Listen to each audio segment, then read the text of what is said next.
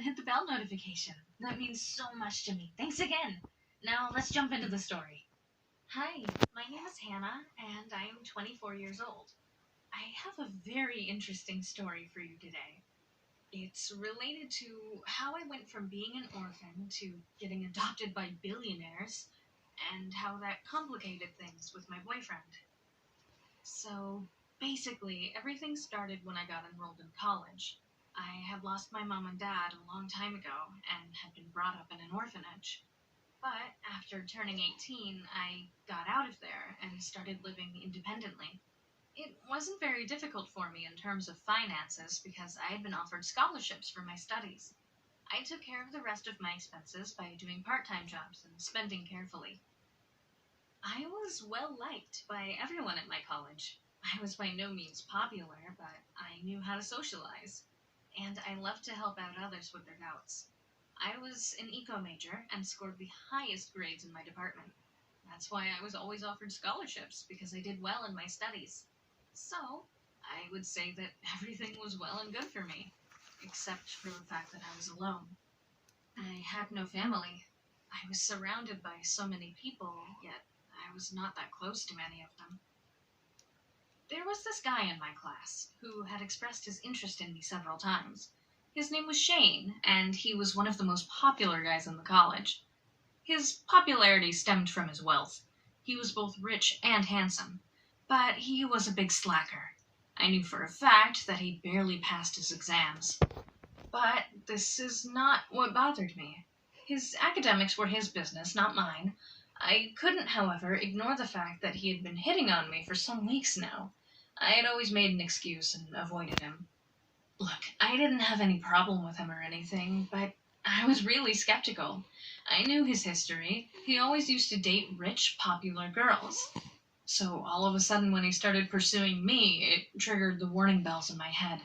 Why would he want to date someone like me? I had basically nothing to offer him. But Shane was quite persistent. He often started hanging out with me in the campus cafeteria and other places. He did it in such a way that I couldn't make any excuse or refuse him. And, well, he slowly started growing on me. The more I got to know him, the more fascinated I was. From our conversations, it didn't seem like he had any ulterior motives behind dating me. So, as more time passed, and as I became more and more sure about him, I also started falling for him. And in the end, I said yes, and we started dating. This is where the real complications started. One day, Shane told me that he wanted me to meet his parents. What? Are you serious? I asked in surprise. But why? Did something happen? He shrugged. They don't really trust me to find a good girl. They think that I suck at everything. I want to show them that I have found the perfect girlfriend. Are you sure that they will like me? I asked nervously. He laughed. My parents will love you. You are the ideal girl who everyone approves of. Not only are you gorgeous, but also smart, kind, and everyone's sweetheart. My parents really admire people like you. I wanted to say I was flattered, but I wasn't. He sounded a bit bitter when he was saying all those good things about me, but I couldn't be sure. Maybe it was me misunderstanding. So I let it go. Anyway, Shane took me to meet his parents, and contrary to what I was expecting, they were really warm and welcoming towards me. When Shane had to receive a call and left me alone with his parents for a few moments, they brought up a weird topic.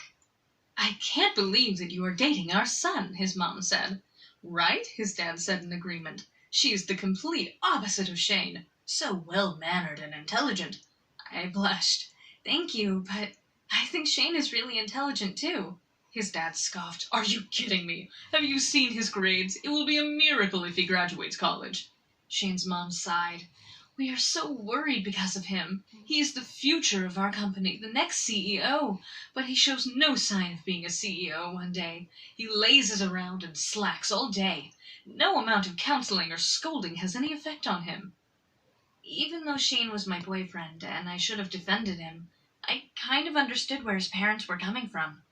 I had myself observed how disinterested Shane was in everything, and it was like he did it on purpose. The only thing he enjoyed was sitting back and relaxing while someone else did his work for him. These were most certainly not the signs of the future CEO of a multinational company. "Hannah, we have heard that you are a very bright student," his dad suddenly said. I scratched my neck. "Well, studying is all I can do. I need to get a good job after college, that's why." "Well, would you like to work for our company?" he offered, taking me by surprise. "What?" I gaped. "You mean—" I trailed off uncertainly. He smiled, nodding. "Yes, I mean the company that I run myself. You have to start your internship from this semester, right? You can just start